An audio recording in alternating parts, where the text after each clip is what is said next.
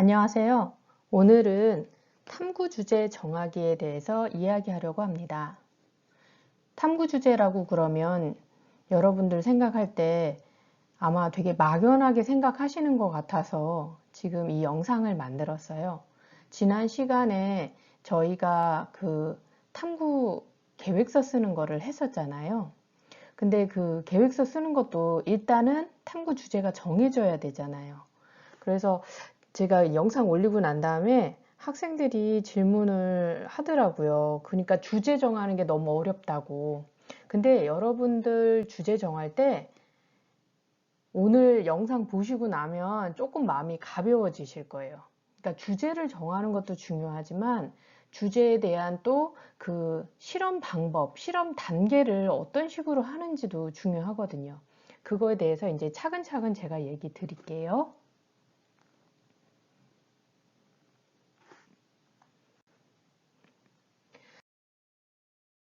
여러분들이 주제 이제 생각할 때, 제가 다른 영상에서 그 국립중앙과학관에서 기존에 이제 발표됐던, 기존 이제 수상했던 다른 보고서들이나 계획서들 살펴보는 거 알려드렸었잖아요.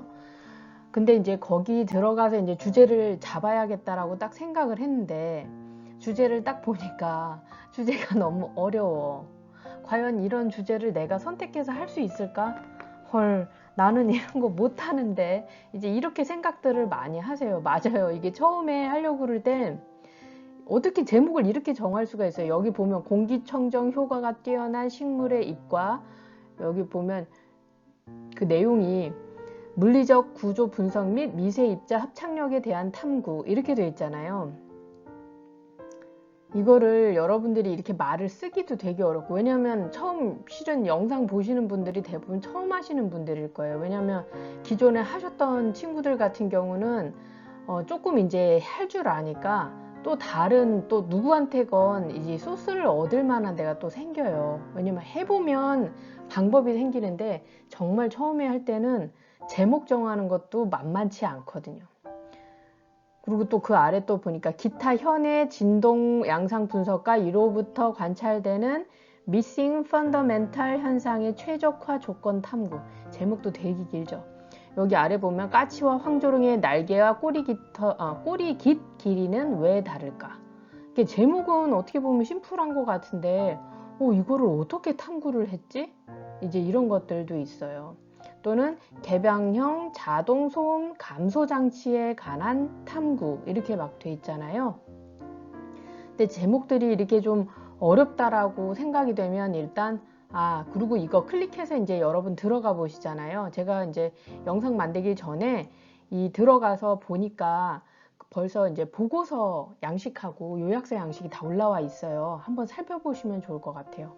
다른 영상에서 저희가 기존의 것들 살펴볼 때 보고서 내용은 없이 그 요약서만 이렇게 있는 경우들도 있었잖아요. 그때 조금 답답하셨죠.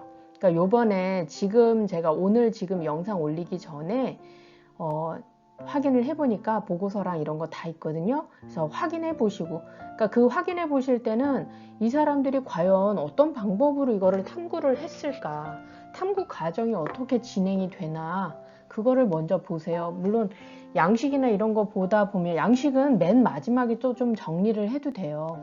그리고 하다가 보면 양식이나 이런 부분에서 조금 더 간소하게 할 수도 있어요. 꼭 여기서 얘기한 그 모든 양식을 다 집어넣어 가지고 할 필요는 없어요. 지난 저희 계획서에서 봤을 때 꼭지로 해서 이렇게 나와졌던 거 있잖아요. 빨간색으로 제가 또 이렇게 체크를 해서 포인트 줬던 것들, 그 내용들은 기본적으로 다 들어가야 되는 거예요. 그러니까 그 내용만 기본적으로 들어가면 어느 정도 선생님들이 이해를 해주세요. 왜냐하면 여러분들이 탐구보고서 이런 보고서 쓰는 게 전문으로 하는 또는 맨날 하는 친구들은 아니잖아요. 자, 그래서 그 다음에 이제 쉽게 하는 방법 중에 여러분들이 기억하셔야 될 게 있어요. 뭐냐면 일상생활에서 주제를 찾아라. 주제를 뭐 되게 어려운 거로 생각하셔가지고 막 정말 심오한 거 이런 게 아니라 되게 재밌는 게 뭐냐면 여러분들 주제는 단순하게 잡아도요, 제목을 조금 그럴듯하게 짓는 것도 되게 중요해요. 그걸 잘 못하겠다고요? 맞아요. 쉽지가 않아요. 그러니까 예를 들어서 여러분들이 탐구는 했어. 탐구는 되게 아이디어가 좋아. 창의성이 되게 좋아. 근데 제목이 너무 좀 허접해. 예를 들어서 이제 제가 주제 얘기하면서 그 얘기도 드릴게요. 자, 제일 중요한 거 키포인트. 일상생활에서 주제를 찾아라. 이거 잊지 마시고요. 그 다음에 물음표가 있네요. 뭐? 그렇죠. 스스로에게 질문을 많이 하세요. 예를 들어서 일상생활에서 주제를 찾았어. 근데 그 다음은 뭐 어떻게 해? 여러분들이 궁금한 거를 자꾸 써보셔요. 1번, 뭐 2번, 뭐 3번 뭐 이렇게 해서 적으셔야 돼요. 궁금한 걸 적고 여러분들이 더 이상 궁금한 게 없다. 그럼 주변 사람들한테 물어보세요. 이런 거에 대해서 너는 평소 때 어떤 거 궁금해? 뭐 예를 들어서 엄마는 어떤 게 궁금해? 동생은 어떤 게 궁금해? 형은 어떤 게 궁금해? 누나는 어떤 게 궁금해? 이렇게 물어보다 보면 질문 내용이 되게 많아져요. 그 질문 내용이 많아지다 보면 실험할 내용도 많아져요. 아셨죠? 첫 번째 일상 주제에 평소 생활에서 불편함을 느꼈거나 아니면 궁금했던 거를 주제로 잡으세요. 주제는 처음에는 그냥 간단하게 심플하게 그렇게 시작하세요. 두 번째, 스스로에게 질문하기. 이 질문하는 과정이 굉장히 중요해요. 질문을 많이 하면 할수록 주변 사람들한테 많이 물어보면 물어볼수록 여러분들이 탐구를 또는 실험을 어떤 식으로 진행을 해야 될지 감이 좀 잡히게 되세요. 아셨죠? 그 다음에 메모 습관. 여러분 머릿속으로만 생각하고 누구 얘기 듣기만 하고 끝나면 안 돼요. 다 적으셔야 돼요. 사람이 빨리 얘기하면 잠깐만 기다려봐, 내가 조금 적을게 하고선 꼭 적어 놓으셔야 돼요. 내용을 반드시 적어야 돼요. 탐구할 때, 공부할 때도 마찬가지지만 탐구할 때는 적어 놓지 않으면 나중에 정말 힘들어요. 실험할 때도 다 적으셔야 돼요. 그 실험 결과가 나중에 봤을 때 쓰레기가 될 수도 있지만 그래도 다 적으셔야 돼요. 혹시나도 피할 수도 있고 여러분들이 놓친 게 뭐가 있을 수도 있거든요. 자, 그 다음에는 이렇게 주제 정하고 예를 들어서 메모도 다 정했어요. 그 다음에 여러분들이 이걸 꼭 기억하셔야 돼요. 뭐냐면 교과서에서 실험 내용과 관련 있는 부분을 찾아야 돼요. 교과서에서 실험 내용과 관련 있는 부분을 찾는다. 이게 여러분들이 했으면, 왜냐하면 동기 부분 있잖아요. 연구 동기든 탐구 동기든 들어갈 때 물론 꼭 교과서에 있는 부분이랑 겹치지 않을 수도 있어요. 그런데 가능하면, 가능하면이 아니라 꼭 찾으세요. 왜냐하면 나중에 여러분들이 탐구하고 나서 이 내용을 생기부에 실을 때, 생기부에다 적을 때 관련한 내용들에 대해서 여러분들 생기부에서 가장 그래도 확실하게 또 선생님들의 어떤 영향력을 볼 수 있는 부분이 세특사항이거든요. 그럼 세특사항에 여러분들이 이렇게 열심히 탐구한 내용을 적고자 한다고 하면 여러분들이 하는 내용과 관련 있는 과목을 찾아서 그 과목 수업 시간에 보고서나 아니면 수행평가 낼 때 연관 지어서 써서 내셔야 돼요. 그렇게 하면 선생님께서, 담당 선생님께서 여러분들 발표한 내용을 생기부에 다 적어주세요. 만약 그렇게 하지 않으면 여러분들이 수상을 했다고 하더라도 한 줄 정도밖에 안 들어가요. 무슨 상, 수상. 제목도 들어가기가 어려워요. 무슨 말인지 알겠죠? 그러니까 여러분들이 탐구를 할 때는 항상 교과와 연관지어서 하는 거를 생각을 꼭 하셔야 돼요. 그래야지 여러분들이 또 이거 탐구를 하다가 궁금한 점이 생기면 그 교과 선생님한테 여쭤볼 수도 있고요. 물론 초등학교 친구들 같은 경우는 탐구를 할 때 나는 그러면 교과서에 우리 담임 선생님인데 괜찮아요. 담임 선생님이 다 적어주시니까. 근데 이제 여러분들 이거 어차피 하는 게 다 과학 관련한 거가 되잖아요. 초등 친구들 같은 경우는. 그러면 과학에서 어떤 부분에 연관되는지 그 내용을 언급을 해주시면 또 좋은 연습도 돼요. 그리고 좀 더 구체적이고 보고서 자체가 명확한 느낌이 들게 돼요. 자, 이제 첫 번째, 저희가 이제 주제 관련한 걸로 이제 들어왔어요. 주제를 어떻게 찾느냐? 갑자기 화면에 수박이 있어요. 선생님 갑자기 웬 수박? 이렇게 생각을 할 수도 있는데 여러분 수박 보면은 어떤 생각이 드세요? 그렇죠. 맛있다. 이제 수박 다 끝물이어서 지금은 별로 맛이 없죠. 지금은 이제 맛이 없는 때일 수도 있는데 어쨌거나 수박을 봤을 때 여러분들은 어떤 생각을 하세요? 예전에 이제 탐구했던 다른 친구들 중에 수박을 갖고 탐구를 했던 친구들이 있었어요. 그 친구들이 궁금하게 생각했던 게 수박을 살 때 두드리면서 사죠. 왜냐면 이거 어른들은 별로 관심이 없을 수도 있어요. 어른들은 별로 그렇게 신경 안 쓰실 수도 있는데 우리 친구들 같은 경우는 왜 수박을 두드려서 사지? 이거에 궁금함을 느꼈던 거예요. 그 친구들은. 그래서 수박에 이 두드리는 소리하고 수박이 익은 정도가 어떤 관련이 있지 않을까라고 이 친구들이 생각을 했어요. 그래서 거기서 시작을 했던 거죠.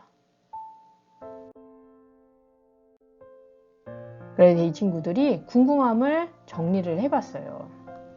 수박을 살 때 왜 두드릴까? 사람들이 막 아저씨들이 슈퍼를 가도 시장에 가도 다 두드려 봐요. 얘네들이 똑똑한가? 그런 거 알아보려고 하는 건 아니잖아요. 그 다음에 수박 소리하고 당도하고 어떤 관계가 있을까? 그렇죠. 수박을 두드렸는데 아저씨가 뭐 어떤 수박은 이거 잘 익었다고 하면서 주시잖아요. 그럼 과연 이 소리하고 수박이 단 정도하고 당도, 다른 정도하고 어떤 관계가 있을까? 수박을 두드릴 때 힘을 세게 주면 소리가 클 수도 있잖아요. 또 살살 두드리면 살 수도 있고. 그래서 가끔 엄마가 수박을 살 때 아저씨들 보고 좀 두드려서 골라달라고 하는 경우가 있어요. 엄마들이 힘이 없어서 톡톡톡 이런 소리로 했을 때는 구분이 잘 안 되니까 아저씨들이 둥둥둥둥 두들겨 보고 잘 익은 수박을 골라주세요 하는 경우도 있었거든요. 이런 거에 대해서도 해놓은 거예요. 질문을 해놨어요. 그 다음에 이런 실험들을 하기 위해서 재료가 이제 이건 맨 마지막이죠. 질문사항을 다 적고 난 다음에 재료가 뭐가 필요할까? 일단 수박이 필요하겠죠. 그 다음에 수박을 두드릴 때 여러분 어떤 때는 아까 얘기했던 것처럼 엄마가 두드리는 거하고 아저씨가 두드리는 거하고 내가 두드리는 거하고 내 동생이 두드리는 거하고 애기가 두드리는 거하고 수박에 가해지는 그 충격이 다르겠죠. 그러면 그 충격이 다르기 때문에 나오는 소리도 다르지 않을까? 이 친구들은 그렇게 생각을 했어요. 그래서 두드려지는 그 힘을 똑같게 하기 위해서 타종기를 만들었었어요. 그때. 타종기를 만들었는데 뭐 대단하게 만든 게 아니었어요. 여러분 아시는 것처럼 이렇게 왕복 운동하는, 그러니까 젓가락으로 왕복 운동을 하는데 젓가락 끝에다가 건전지를 매달아서 왕복을 할 때 왕복을 하는 그 센치 있죠. 그 센치를 동일하게 한 다음에 축을 고정하고선 그 젓가락을 한쪽 끝으로 똑같은 예를 들면 뭐 10cm에서 움직여서 놓은 상태에서 그 수박에다가 충격을 가했을 때 나오는 소리가 또는 그 파장이 일정한지에 대해서 탐구를 했었어요. 그래서 그때 뭐 들어간 건 딴 게 없었지. 두드리는 힘을 똑같이 해야 된다고 생각을 해서 나무젓가락, 건전지 뭐 이런 식으로 하고, 근데 수박이 많이 들었죠. 그때 그 친구들 할 때. 수박을 사가지고, 왜냐면 수박이 어떤 수박이 잘 익은 수박이라고 해서 받는 경우가 있는데 과연 그 아저씨가 또는 그 직원이 수박이 잘 익었다고 해서 주는데 과연 그 수박이 잘 익었을까? 그거는 알 수가 없잖아요. 그러다 보니까 수박을 좀 많이 샀죠. 수박을 많이 사서 실험을 하고 주변 사람들한테도 많이 나눠주고 해서 어쨌거나 그렇게 탐구를 했어요. 수박 이런 단순한 주제 있죠. 주변 생활적인 주제예요. 자, 그 다음에 잎사귀가 있네요. 식물들, 여러분들 주변에서 많이 볼 수 있는 거잖아요.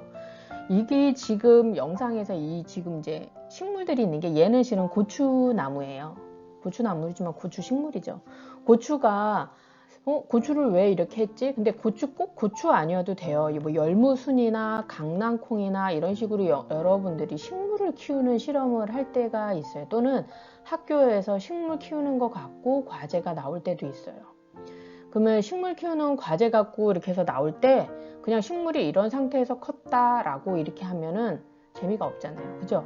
그러면 식물 키울 때 나는 식물 키울 때 이런 식으로 이제 과제가 학교에서 주어질 때 나는 식물 키우는 거에 대해서 관심이 없는데 나는 그럼 안 할 거야. 그게 아니잖아요. 과제가 주어졌으니까 여러분들이 해서 내셔야 되잖아요. 식물을 키우는데 어떻게 하면 좋지? 식물? 그럼 흙으로 해서 다 키워야 되나? 뭐 이런 생각들을 막 하게 되잖아요. 그래서 여러분들이 또 이거 관련해 가지고 또 막 이제 고민을 하면 혼자 고민하는 거 말고도 또 주변한테 물어보라고 그랬잖아요.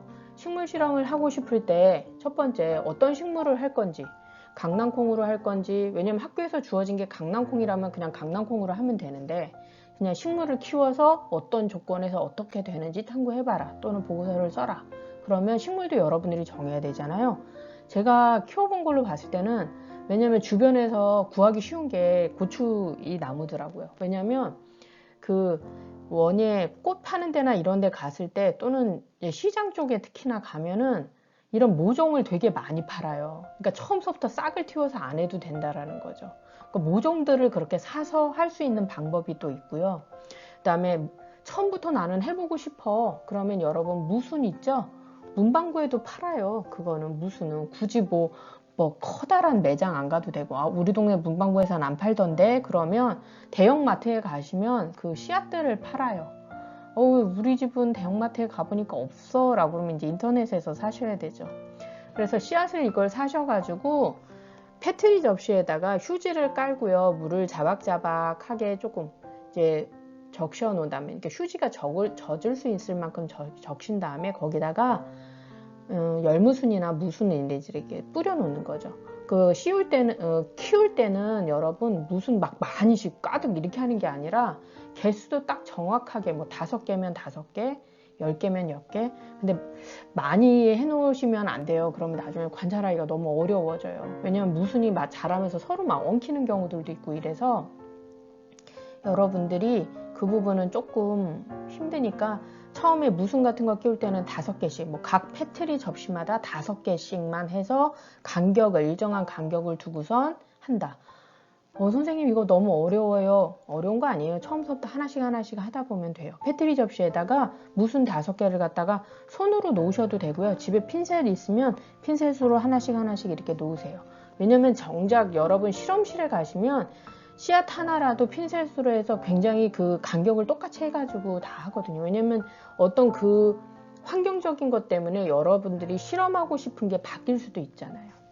그 다음에 식물을 몇 개나 사야 될까? 좀 전에 얘기한 것처럼 무순 같은 경우는 통으로 파니까 키울 때 한 페트리에 뭐 5개씩만 이렇게 해서 키운다든지.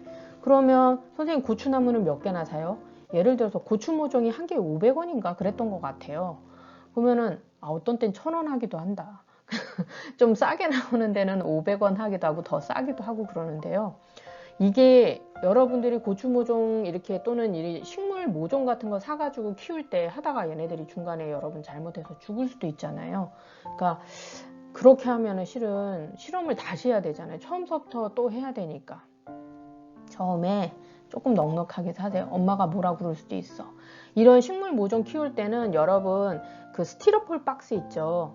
스티로폴 박스 같은 거가 이제 예를 들어서 배달 같은 거면 물고기 같은 거 사거나 생선 같은 거 사면 그 스티로폴 박스가 좀 큰 게 오거든요. 그럼 그 큰 박스 같은 경우는 거기다가 이렇게 키우면 물 주고 나서 주변이 더러워지지도 않고 그러니까 엄마한테 야단 맞지도 않아요. 그래서 그런 식으로 해서 고추 모종을 제 생각에는 10개에서 15개 정도는 있으셔야 될 거예요. 식물 실험을 할 때는.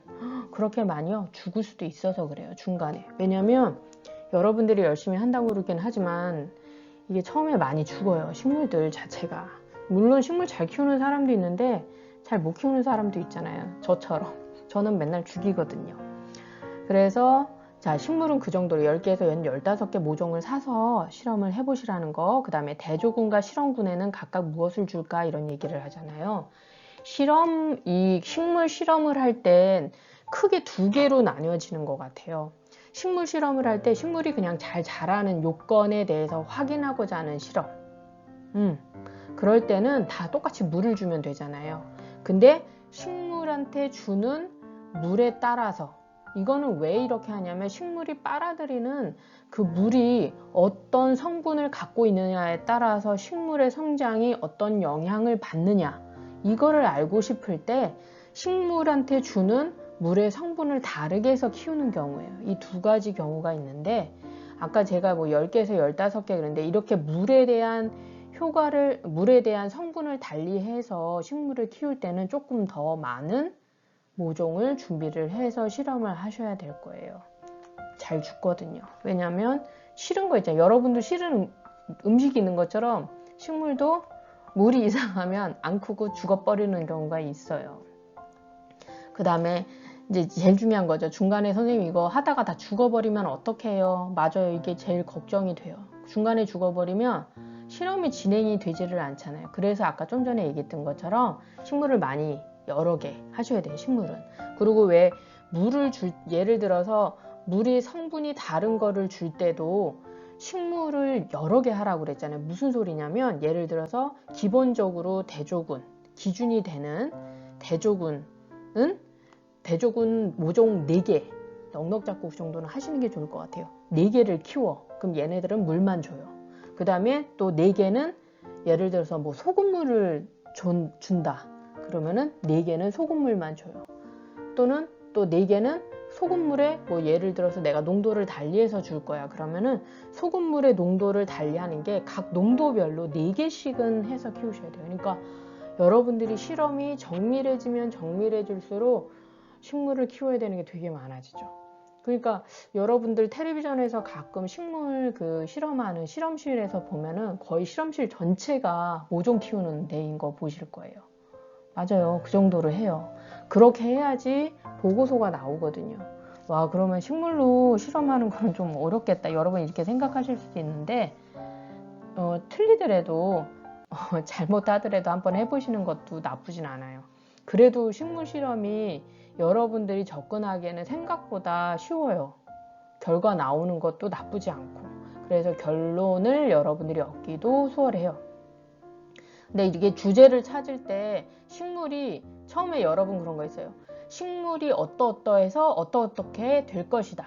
예를 들어서 우리 좀 전에 했던 식물이 소금의 양을 갖다가 0.1%로 했을 때 가장 잘 자랄 것이다. 이런 식으로 실은 주제를 먼저 처음에 정하고 주제를 예를 들어서 주제 그 토픽 단어를 정했으면 그 다음엔 주변 사람들하고 질문해서 그 질문에서 나온 결과가 이렇게 해서 하면 나는 이 실험으로 이런 결과를 얻을 것 같다라는 이런 생각이 들어요. 그러면 그거를 여러분들이 주제로 정한 다음에 그 주제로 정한 걸 갖고선 실험 내용을 이렇게 잡아나가는 거예요.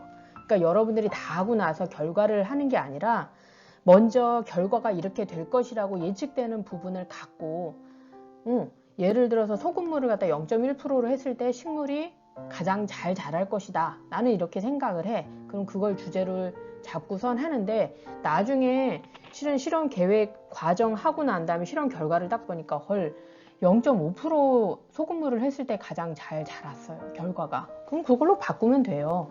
처음에 지금 뭐뭐 할 것이다 라고 했던 게 실은 가설이거든요. 근데 가설을 정하는 거는 실험 과정에 대한 거를 갖다 여러분들이 끌고 나가게 하기 위해서 생각을 해요. 가짜로 생각을 해보는 거예요. 머릿속으로 가상 실험을 하는 거죠. 자, 그 다음엔 비행기. 이게 제가 비행기를 넣은 이유가 있어요. 여러분들 중에 비행기 관련해서 또 탐구해보고 싶어 하는 친구들이 생각보다 있더라고요. 근데 비행기를 어떻게 탐구를 해? 직접 뭐 비행기 가서 여러분들이 지금 조정을 하거나 뭐 비행기 구조에 대해서 뭐를 하거나 물론 그런 거를 할 수도 있죠. 구조에 대한 거는 탐구를 할 수도 있어요. 근데 일단 비행기를 탐구하고 싶어요 라고 말하는 친구들 같은 경우는 되게 막연한 경우가 많아요. 지금 오늘 얘기하는 거 하나 들어보시면 방법도 있겠구나 라고 생각하실 거예요. 어떤 친구가 비행기에 대해서 탐구를 해보고 싶어 했어요. 그러면 나는 진짜 지금 당장 비행기를 만들 수가 없어. 그리고 비행기를 뭐 재료 같은 걸 사서 만들어 보려고 하는데 돈이 또 너무 많이 들어 라고 생각할 수 있잖아요. 그럼 엄마한테 혼나. 그러면 가장 간단하게 할 수 있는 거, 날리는 거 뭐 있죠? 맞아요. 비행기, 종이 비행기. 여러분들 종이 비행기 갖고서 만드는 거 되게 많이 해보셨잖아요. 그래서 이 친구는 종이 비행기를 갖고선 그 비행기를 가장 멀리 날 수 있는 방법으로 탐구를 해봤어요. 여러분들 생각할 때 지금 제가 얘기하는 주제들 대부분 뭐 학교 갔을 때 상도 안 받았을 것 같죠. 다 대상 받은 것들이에요. 대상을 받고 나서 교육청까지 올라가고 뭐 전국대회도 갔던 그런 과제들이에요. 그런 탐구 주제들이기도 하고요. 그 다음에 소재가 달라지면 멀리 날까? 이 친구는 처음에는 A4 용지로 했죠. 당연히 집에서 접근하기 가장 쉬운 거니까 A4 용지로 접어보기도 하고 두꺼운 용지로 접어보기도 하고 한지로 접어보기도 하고 뭐 종이하고 종이를 합쳐서 접어보기도 하고 그래서 종이를 되게 다양한 종류로 해서 접어봤어요. 또 접은 다음에는 종이의 크기를 달리 해서 또 접어봤어요. 예를 들어서 기본적으로 뭐 가로 세로 10cm인 종이를 접어서 만든 거, 뭐 가로 세로 20cm인 거를 접어봤을 때, 뭐 10cm인 걸 접어봤을 때, 이랬을 때 그 가장 이 친구는 어떤 식으로 했냐면은 종이를 접어가지고 비행기를 만들어서 어떤 모양으로 접었을 때, 그러니까 모양, 그 다음에 종이 소재, 그 다음에 종이 크기. 그러니까 모양은 어떤 식으로 모양으로 접었을 때 가장 멀리 나는지. 그래서 이렇게 접어가지고 이거를 운동장에 가서 날려봤어요. 날린 다음에 얘가 날아간 거리를 다 각각 거리를 쟀어요. 그렇죠. 그렇게 재니까 이게 이제 데이터가 나오기 시작을 하는 거예요. 예를 들어서 뭐 30, 가로 세로 30cm 있을 때 하는 거. 근데 여기서 이제 조심하셔야 될 부분이 뭐가 있었냐면 그때 이 친구는 그냥 본인이 날렸어요. 날렸었는데 한 가지 조금 아쉬웠던 건 뭐냐면 자, 이 사람이 날리다 보면은 예를 들어서 여러 번 실험을 하잖아요. 여러 번 실험을 하면 어떻게 돼요? 팔에 힘이 빠지죠. 그러면은 그 날렸을 때 주는 힘 또는 각도 이게 좀 달라질 수가 있잖아요. 그러면 그런 부분들에 있어서는 아무래도 그 실험 결과에 영향을 줄 수가 있죠. 그러니까 그런 부분들을 조금 보완하기 위해서는 여러분 왜 새총처럼 고무줄을 이용해서 기준점을 두고선 종이 비행기를 날리는 기본 그런 장치가 좀 필요했을 거예요. 근데 이 친구는 그렇게는 안 했어요. 그래도 뭐 상은 받았어. 그 다음에 주변 조건은 무엇으로 할까? 이게 뭐냐면 여러분 여러 가지가 있어요. 습도가 높은 날도 있고요. 햇빛이 쨍쨍하게 비치는 날도 있고 바람이 진짜 잘 부는 날도 있고 바람이 한 점도 없는 날도 있어요. 자, 그러면 여러분들이 실험을 할 때 어떤 날은 습기가 높은 날, 어떤 날은 햇볕이 쨍쨍한 날, 어떤 날은 바람이 잘 부는 날, 어떤 날은 바람이 하나도 없는 날. 다 다르게 해가지고 종이 비행기를 날리면 될까요? 안 될까요? 안 되지. 안 돼요. 다 조건을 갖게 해야 돼요. 그러니까 이거 그리고 시간대도 딱 맞추셔야 되는 거예요. 종이 비행기를 날 때 예를 들어서 오전 10시에 하겠다. 근데 10시에 하는데 그러니까 일기예보도 여러분들이 다 살펴봐야 되는 거죠. 오늘하고 내일하고 모레하고 이렇게는 시간이 다 괜찮아. 그러면 그때 하시는 거예요. 근데 예를 들어서 가장 최적의 조건에서 날려보는 게 좋죠. 왜냐하면 날리려고 하는 그 종이 비행기 자체의 조건을 여러 개로 하기 때문에 주변 여건을 갖다가 바꾸면 아무래도 이 탐구 결과에 영향을 줄 수가 있잖아요. 자, 여기서 얘기했던 거 하면은 소재, 접기 횟수, 그 다음에 종이 크기 이걸로 하고 난 다음에 날씨 요 네 가지를 포인트로 잡아서 탐구한 주제예요. 자, 앞에 보이는 게 뭐예요? 맞아요. 물이에요. 물은 여러분들 항상 주변에서 접하기 쉬운 거잖아요. 물을 갖고 무슨 탐구를 해? 물을 갖고 탐구한 것 중에 이제 여러분 인터넷에 이렇게 쳐보면 그런 게 있어요. 물을 갖다 음료수를 얼리는 거하고 일반 물을 얼리는 거하고 시간이 얼마나 차이가 날까요? 또는 녹이는데 얼마나 차이가 날까요? 뭐 이런 거 이렇게 올려놓은 친구들이 있어요. 그러니까 이 물에 대해서 탐구한 친구는 이제 거기서부터 시작을 했던 거예요. 뭐를 했냐면 친구가 단순히 그냥 물은 어는 건 다 똑같잖아요.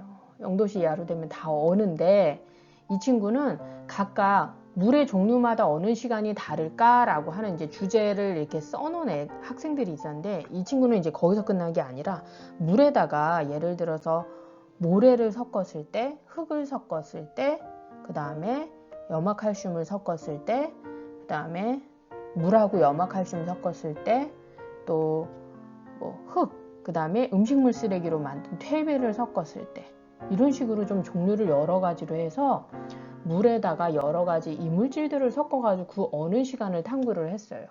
이걸 왜 했냐면 이 친구가 이걸 탐구를 한 이유 중에 하나가 염화칼슘을 겨울에 눈이 왔을 때 염화칼슘을 뿌리면 녹잖아요. 그래서 여러분들이 미끄러지지 않게 되는데 그러면 다시 날씨가 굳어지면 그게 다시 언단 말이에요.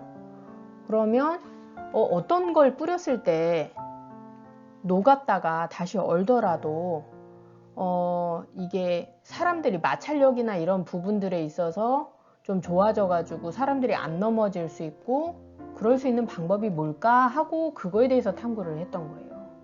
그러니까 이 친구는 염화칼슘 뿌렸을 때 염화칼슘만 뿌리는 게 아니라 모래나 흙이나 또는 이제 음식물 쓰레기 갖고 만든 퇴비. 근데 퇴비 그렇다고 해서 냄새 나진 않아요. 그런 거를 이제 흙이지 흙. 그걸 뿌렸을 때 녹았다가 다시 얼었을 때 사람들이 다치지 않게 할 수 있는 방법이 뭘까라는 거에 대해서 탐구를 한 거예요. 그 다음에 물과 섞이는 종류에 따른 어느 시간, 이건 이제 각각에다 어른데 이거를 할 때 선생님 이거를 만약에 얼리려고 그러면 우리 집엔 그릇이 없는데요 라고 생각을 하실 수 있잖아요. 이거 이제 주변에 문방구 조금 큰 데에 가면 알파 문방구나 뭐 이런 데 좀 큰 데에 가면요 용기가 투명한 용기로 해서 예를 들어서 뭐 50ml 짜리 거 또는 뭐 100ml 짜리 컵 뭐 이런 것들이 팔아요. 그러면은 그런 컵들을 똑같은 거를 사서 그런 걸 사가지고 거기다가 같은 양의 물과 같은 양의 이물질들을 섞어서 그거를 냉동실에다 이제 넣는 거죠. 냉동실에 넣을 때도 온도는 똑같죠. 그러니까 어느 시간이랑 이런 거를 이제 계속 체크를 하는데 계속 문 여시면 안 되죠. 그럼 안 오니까. 시간을 딱 체크를 하셔서 몇 시간 동안 이제 어는지. 예를 들어서 30분 지나고 나서 봤는데 그 얼린 애들 중에 예를 들어서 염화칼슘 얼린 게 가장 얼지를 않았어.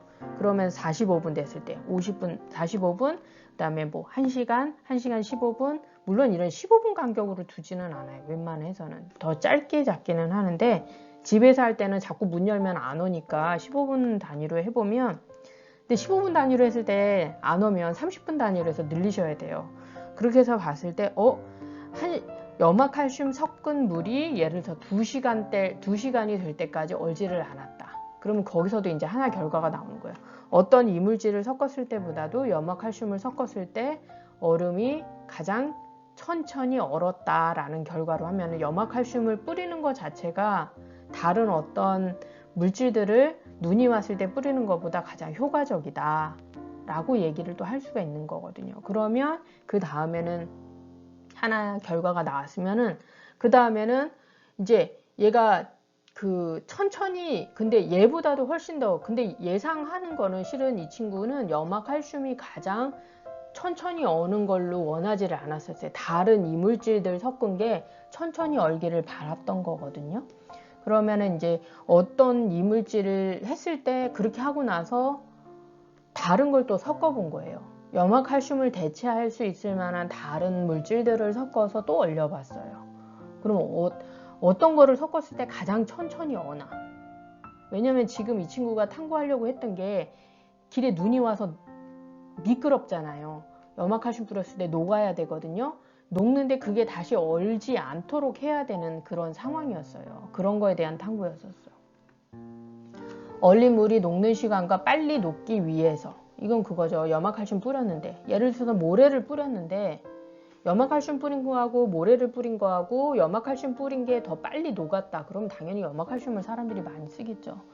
근데 여기서 또 하나 문제가 그거죠. 염화칼슘을 많이 뿌리게 되면은 실은 그거 자체가 지하로 들어가가지고 뭐예요?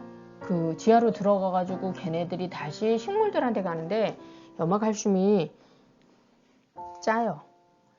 그 소금 성분이 되게 많아요. 그래서 얘가 다시 그 식물이 그거를 흡수를 해가지고 성장을 하게 되면은 죽는 경우가 되게 많아요. 그래서 염화칼슘 많이 뿌리게 되면 가로수들이 많이 죽거든요.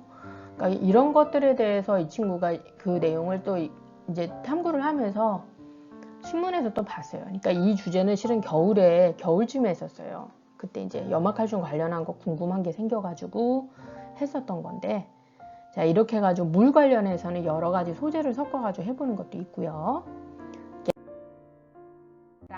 계란이 왔어요. 계란? 계란? 계란은 뭐, 이거는 뭘 갖고 탐구하는 거지? 이거 여러분들 영재원이나 영재 그런데 쪽에서도 많이 초등 저학년 친구들은 많이 실험을 해봤을 거야. 계란을 똑같은 높이에서 떨어뜨렸을 때 계란이 안 깨지는 방법, 그 찾는 거. 그래서 계란을 이거를 어떻게 하면 좋을까 생각을 해보면 이거에서 시작해가지고 발명품 만든 친구들도 있어요. 계란이 안 깨지기 위해서는 어떤 식으로 계란 주변을 갖다가 하면 좋을까? 뽁뽁이를 하나, 뭐 처음에 이거 할 때 이 친구들은 뽁뽁이도 하고 뭐 종이를 많이 해서 하기도 하고 뭐 스펀지로 하기도 하고 그랬는데, 그렇게 하는 것도 하나 방법이 되기는 하지만 그 다음에는 소재를 하나로 이제 딱 정하면 이 중에서 가장 효과가 있다라고 생각하는 걸 딱 하나를 정하는데, 예를 들어서 뭐 뽁뽁이로 한다고 그러면은 뽁뽁이도 그 안에 이제 그게 공기층이 있는 거잖아요. 그러면은 이거를 좀 또 다른 방법으로 해서 얘를 보호할 수 있는 방법이 뭘까?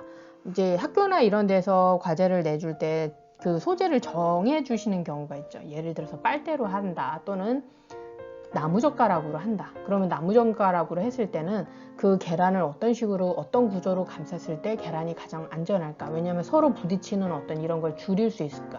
충격을 줄여야지 계란이 안 깨지잖아요. 그 다음에 낙하 구간의 시간, 이거 뭐라고 그랬냐면 어떤 의자, 놀이터에 가서 의자 위에 올라가서 이렇게 딱 떨어뜨리는 거하고 미끄럼틀 위에 가서 이렇게 딱 떨어뜨리는 거하고 이거 구간이 이게 다르잖아요. 이 친구들은 처음에 생각할 때는 그랬어요. 그렇게 그 떨어지는 높이도 다 똑같이 일정하게 정해서 하는 게 좋다라고 생각을 했지요. 그래서 이렇게 계란을 갖고서 하는 것도 있는데, 계란은 물론 이렇게 떨어뜨려서 보호하는 것도 있지만 계란 껍질을 활용해 가지고 뭐 할 수 있는 방법이 없을까? 그거에 대해서 탐구한 친구들도 있어요. 왜냐면 여러분 생각해 보세요. 계란 여러분들 일주일 동안에 집에서 이렇게 있다 보면 계란 껍질이 몇 개나 나올까요? 생각보다 많이 나오겠죠. 그리고 학교에서도 여러분들 급식 이렇게 준비하려고 계란 얼마나 많이 쓰겠어요. 그 계란 껍질들은 다 어디다 쓸까요? 궁금하죠? 그 계란 껍질 갖고선 또 실험을 하는 경우도 있어요. 그러니까 여러분 계란 껍질? 그럼 그걸 뭘 어떻게 해요? 자, 계란 껍질이 궁금하죠. 그러면 이런 거에 대해 계란 껍질에 대해서 내가 탐구를 하고 싶다 그러면 계란 껍질에 대해서 먼저 인터넷으로 조사를 해보세요. 책을 찾아봐도 좋지만 당장 책이 어떤 책에 이 내용이 있는지 모르잖아요. 인터넷에 들어가서 계란 껍질의 성분도 찾아보시고요. 계란 껍질을 이용하는 사례 같은 것도 찾아보시고요. 이렇게 해서 여러분들이 계란 껍질을 갖고 어떤 식으로 탐구를 해보면 좋을지 궁금한 점들을 또 다 적어보세요. 마늘, 물론 마늘 못 먹는 친구들도 있죠. 왜 마늘을 얘기를 했냐면 이 마늘 갖고선 실험을 하는 경우가 많아요. 왜냐하면 마늘에 대한 항균력 실험을 하거든요. 그럼 항균력은 무슨 마늘 갖고 항균력 실험을 해요? 마늘을 갖고선 마늘을 놨을 때 주변에 있는 다른 식물들이 썩지를 않는다거나 아니면 뭐 이런 것들에 대해서 탐구를 하는 거거든요. 그 다음에 마늘이 이렇게 그냥 찢지 않은 상태, 이렇게 슬라이스를 얇게 점이지 않은 그냥 오롯한 그 자기 모양을 가지고 있는 상태로 해서 놨을 때 하고, 그 다음에 찧었을 때 하고, 슬라이스로 했을 때, 또 마늘을 익혔을 때, 이 네 가지 경우에 있어서 균이 발생하는 그 상태가 다른 게 뭘까라는 걸 탐구를 한 친구들이 있었어요. 그 다음에 마늘의 온도에 따른 항균력, 이게 그거예요. 마늘 예를 들어서 아까 얘기했던 것 중에 어떤 조건, 찌은 거, 뭐 슬라이스한 거, 다진 거, 아니면 익힌 거, 아니면 완전히 온 것, 그냥 자기 모양을 갖고 있는 거, 이것들 중에서 가장 효과가 좋은 애를 하나를 찾는 거예요. 가장 효과가 좋은 애를 찾아서 이거를 갖다가 온도를 달리 했을 때 항균력에 어떤 영향을 미치는지 그것도 찾는 거예요. 그 다음에는 항균력 실험과 온도, 습도 조절. 예를 들어서 근데 선생님 저는 그 마늘 그 상태에 따라서 온도를 다 달려서 하는 건 그건 좀 어려울 것 같아요. 그러면은 예를 들어서 가장 효과가 좋은 그 마늘의 상태를 찾았잖아요. 뭐 찌은 거라든지 아니면은 갈았더라든지 뭐 여러 가지 그 상태 변화들이 있잖아요. 그 중에 가장 괜찮다라고 생각하는 거를 갖다가 놓고, 근데 이거를 갖고선 다른 얘네들 이제 실험을 하는데 주변의 온도랑 습도가 다르면 안 되겠죠. 가능하면 비슷한데 이게 오차가 온도 오차 한 5도 정도까지는 그냥 그러려니 하고 이해해 주세요. 습도도 거의 그렇게 차이가 안 나더라고. 예전에 탐구 이렇게 해보면 습도가 엄청 크게 차이 날 것 같지만, 예를 들어서 어떤 친구들은 이거를 장마 처리한 경우가 있었어요. 장마 처리하면은 항상 습도가 높잖아요. 외려 그건 나요. 습도가 항상 높은 상태니까.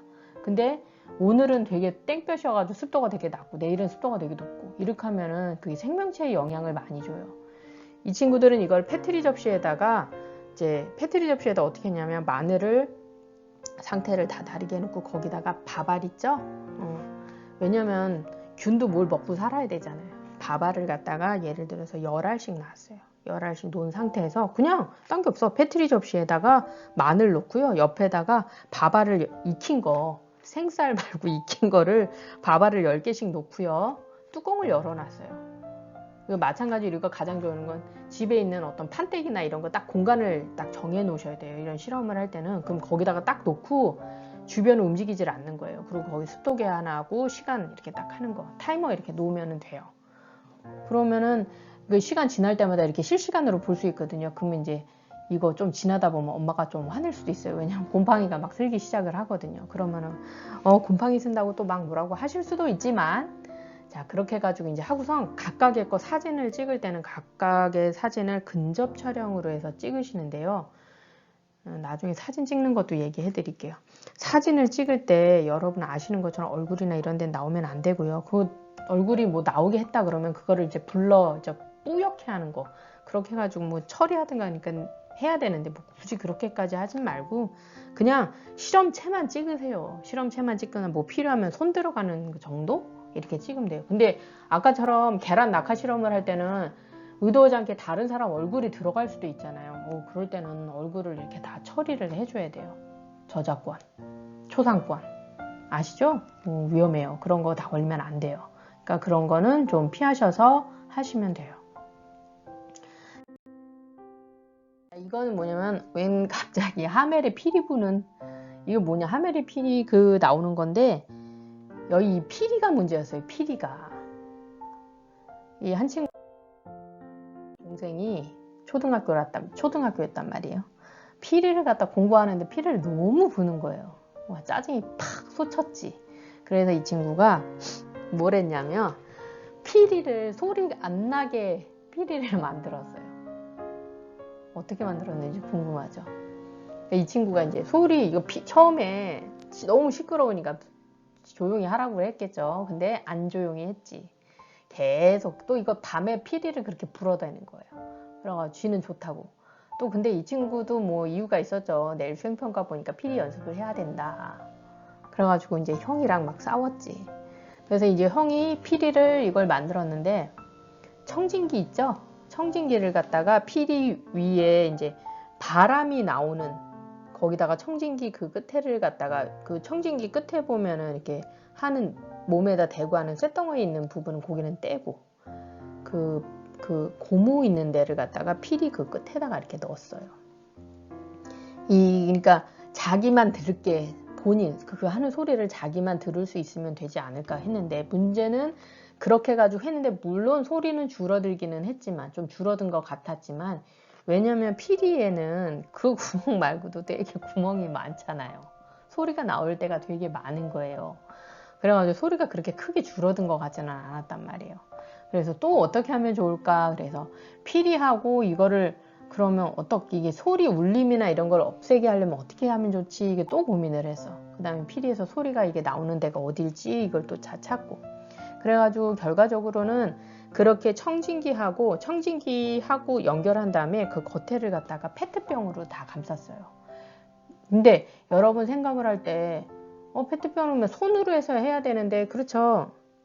해야 되는데 이거를 그 페트병으로 이제 틀을 잡고 또 겉에를 갖다가 천으로 한 번 더 이제 소리를 흡음할 수 있는 것처럼, 여러분 왜 토시 있죠? 토시랑 비슷하게 해서 만들었어요. 그래서 실질적으로는 안에서 연주를 하게, 손목에 이제 그 토시랑 이거를 이렇게 연결할, 토시 그거랑 그 천이랑 이렇게 연결해 가지고 안에서 피리 연주는 하는데 본인만 가장 크게 소리를 듣고 주변에는 소리가 좀 적어지는 거예요. 이렇게 해서 한 적도 있었어요. 재밌죠? 그러니까 탐구가 막 대단하고 뭐 이런 걸로 해서 시작하는 게 아니에요. 그러니까 주변에 아까 제일 얘기했던 거, 제일 중요한 거, 일상생활에서 주제 찾으라는 거, 그 다음에 스스로에게 질문을 꼭 하세요. 그 다음에 메모를 꼭 하고 여러분들이 찾은 주제에 대해서 교과서에 이것과 연관된 파트가 어디 있는지 꼭 찾으시라는 거. 아셨죠? 제가 다음 시간에는 또 재밌는 탐구 내용으로 해서 돌아오도록 하겠습니다. 시청해 주셔서 감사합니다. 안녕.